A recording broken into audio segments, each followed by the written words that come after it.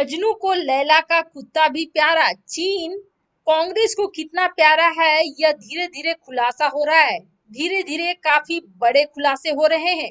वहीं जापान ने एक बार फिर दौड़ा दौड़ा कर भगाया। तो भारत और जापान ने किया कुछ ऐसा जिसे देखकर चीन बुरी तरीके से बौखलाया और भारत ने सीमा पर तैनात करी अपनी खास हथियार। आइए जानते हैं इन खबरों को विस्तार से। लद्दाख के एक काउंसलर ने लगाया कांग्रेस पर बड़ा आरोप। लेह मनाली मार्ग जिसका अभी तक चल रहा है काम, 2005-6 में इसकी परियोजना को अनुमति मिली थी अटल बिहारी वाजपेयी के शासनकाल में, लेकिन वो अभी भी चल रही है, अभी भी काम उसका खत्म नहीं हुआ है। और ऐसा कहा जाता है कि कांग्रेस ने इस सड़क निर्माण को रोक लगा दी थी अपने शासनकाल में। और क्या इसका रिश्ता उस एमओयू से है जो कांग्रेस ने सीसीपी के साथ यानी चीन के साथ साइन करा था? कहीं इसी की वजह से तो इस सड़क मार्ग का काम नहीं रुका था। आपको बता दें, अगर यह सड़क मार्ग बन जाता तो दूरी 45 किलोमीटर कम हो जाती और इसी मार्ग से सैनिक और साजो सामान ले आना ले जाना बहुत आसान हो जाता। कहीं ऐसा तो नहीं है कि चीन के साथ अपने समझौते की वजह से कांग्रेस ने इस रोड को बनाने से मना कर दिया था।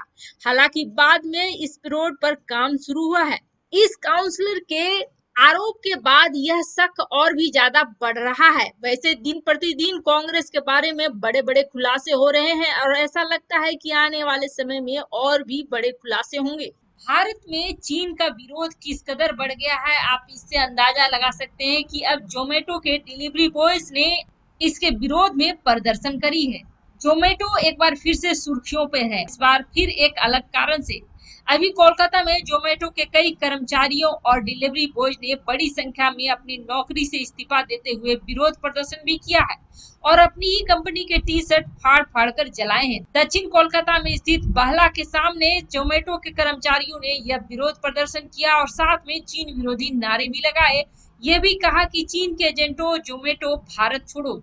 प्रदर्शनकारियों के अनुसार जोमेटो ने चीनी कंपनी अलीबाबा के साथ साठगांठ करके अपना ऑपरेशन चला रही है। आज हमने जोमेटो को छोड़ दिया है और आशा करते हैं कि ग्राहक भी इसी तरह से इस कंपनी का बहिष्कार करेंगे। प्रदर्शनकारियों ने यह भी बताया कि वे भूखे रह लेंगे परंतु अपनी कंपनी के साथ कतई काम नहीं करेंगे जो चीनी निवेश पर निर्भर हो। एक अन्य प्रदर्शनकारियों के अनुसार चीनी कंपनियां यहां से मुनाफा कर रही है और चीन की सेना हमारे देश पर हमला कर रही है, हमारी जमीनों पर कब्जा कर रही है, हम ऐसा होने नहीं देंगे।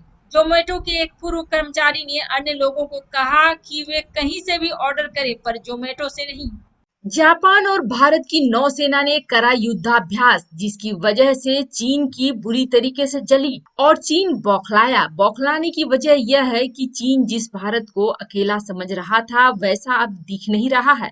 जहां एक तरफ अमेरिका ने साफ साफ कर दिया है कि वह यूरोप से अपनी सेनाओं को हटाकर हिंद महासागर और एशिया पैसिफिक क्षेत्र में इसलिए लगा रहा है क्योंकि भारत और एशिया को चीन से खतरा है, तो वहीं अब जापान के साथ युद्धाभ्यास चीन के रोंगटे खड़े करने वाले हैं। चीन अपने रवैये की वजह से पूरे एशिया में घिरता जा रहा है। भारत और चीन के बीच लद्दाख में तनाव चरम पर है और अब वहीं पूर्वी चीन सागर में द्वीपों को लेकर ड्रैगन का जापान के साथ भी झगड़ा है।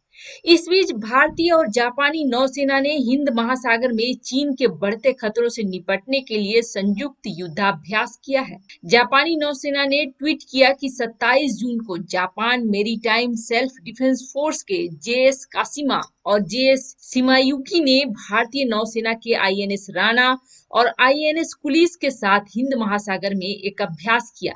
इसके जरिए Japan maritime self defence force ने भारतीय नौसेना के साथ अपने समझ और सहयोग को बढ़ाया। आपको बता दें, जापानी विध्वंसक युद्धपोत कागा ने दक्षिणी जापान में ओकिनावा द्वीप के पास 24 समुद्री मील के भीतर एक चीनी पनडुब्बी का पता लगाया, जिसके बाद हरकत में आई जापानी नौसेना ने अपने पेट्रोलिंग एयरक्राफ्ट की मदद से चीनी पनडुब्बी को अपने जल क्षेत्र से बाहर खदेड़ दिया था।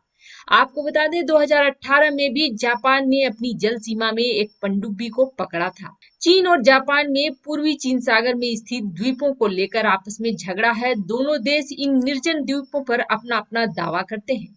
जिन्हें जापान में सेनकाकू और चीन में डियायोस के नाम से जाना जाता है। इन द्वीपों का प्रशासन 1972 से जापान के हाथों में है। वही चीन का दावा है कि ये द्वीप उसके अधिकार क्षेत्र में आते हैं और जापान को अपना दावा छोड़ देना चाहिए। इतना ही नहीं, चीन की कम्युनिस्ट पार्टी तो इस पर कब्जे के लिए सैन्य कार्रवाई की धमकी भी दे चुकी है।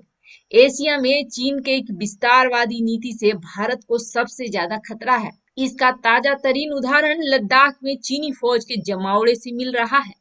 इसके अलावा चीन और जापान में पूर्वी चीन सागर में स्थित द्वीपों को लेकर तनाव चरम पर है। हाल ही में जापान ने एक चीनी पनडुब्बी को अपने जल क्षेत्र से खदेड़ा था। चीन कई बार ताइवान पर भी खुलेआम सेना के प्रयोग की धमकी दे चुका है। इन दिनों चीनी फाइटर जेट्स ने कई बार ताइवान के हवाई क्षेत्र का उल्लंघन किया। वहीं चीन का फिलीपींस, मलेशिया, इंडोनेशिया के साथ भी विवाद है। साउथ चाइना सी में जबरन कब्जा तेज कर दिया है चीन ने। पिछले रविवार को चीन ने साउथ चाइना सी की 80 जगहों का नाम बदल दिया है। इनमें से 25 आइलैंड्स और रिफ्स हैं, जबकि बाकी 55 समुद्र के नीचे के स्ट्रक्चर हैं। यह चीन का समुद्र के उन हिस्सों पर कब्जे को बतलाता है जो कि 9 डैश लाइन से कवर्ड है और इंटरनेशनल लॉ के मुताबिक गैर कानूनी माना जाता है। चीन के इस कदम से न सिर्फ उसके छोटे पड़ोसी देश बल्कि भारत और अमेरिका के लिए भी टेंशन वाजिब है। अब की जापान ने चीन को सिखाया बड़ा सबक। लद्दाख में भारत के साथ उलझे चीन को जापान ने काफी बड़ा सबक सिखाया है। जापानी एयर स्पेस में घुसे चीन के एक बॉम्बर प्लेन को जापानी एयरफोर्स के फाइटर जेट्स ने दूर तक खदेड़ दिया है। कुछ दिन पहले ही जापानी नौसेना ने एक चीनी पनडुब्बी को भी ऐसे मार भगाया था। एशिया में विस्तारवादी मानसिकता को लेकर बढ़ने वाला चीन अब पूर्वी चीन सागर में जापान के साथ द्वीपों को लेकर उलझा हुआ है। वहीं जापान ने सख्त चेतावनी देते हुए कहा है कि पश्चिमी प्रशांत क्षेत्र में अगर चीन कोई भी हरकत करता है तो उसे बहुत बड़ा जवाब मिलेगा।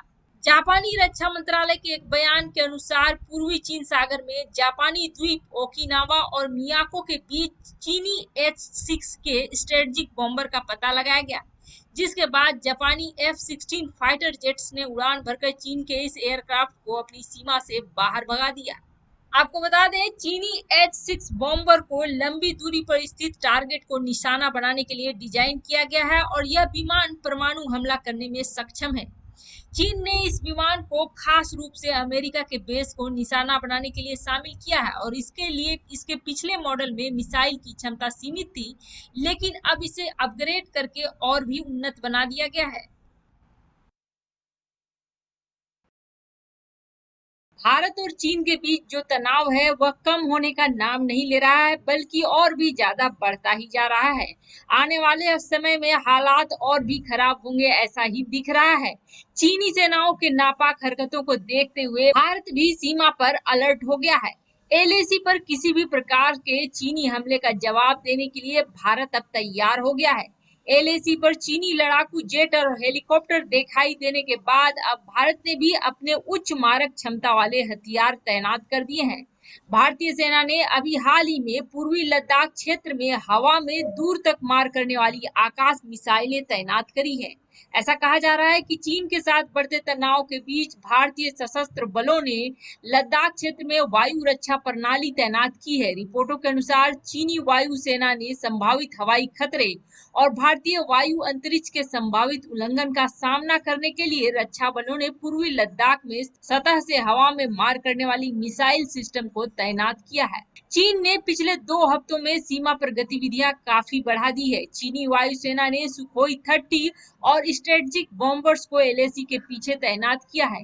इन सभी को एलएसी के पास 10 किलोमीटर के दायरे में उड़ान भरते देखा गया है। इसके बाद से भारत ने भी चीन के किसी भी हरकत का जवाब देने के लिए एयर डिफेंस सिस्टम की तैनाती की है। सेक्टर में भारतीय थल सेना और भारतीय वायुसेना दोनों के एयर डिफेंस सिस्टम तैनात कर दिए गए हैं ताकि चीनी वायुसेना या उसके हेलीकॉप्टरों की एलएसी पर किसी भी गलत हरकत से निपटा जा सके। ऐसा कहा जा रहा है कि भारत जल्द ही रूस से उच्च प्रदर्शन वाली मिसाइलें प्राप्त करेगा और जिसे जल्द ही सीमा पर तैनात किया जा सकेगा।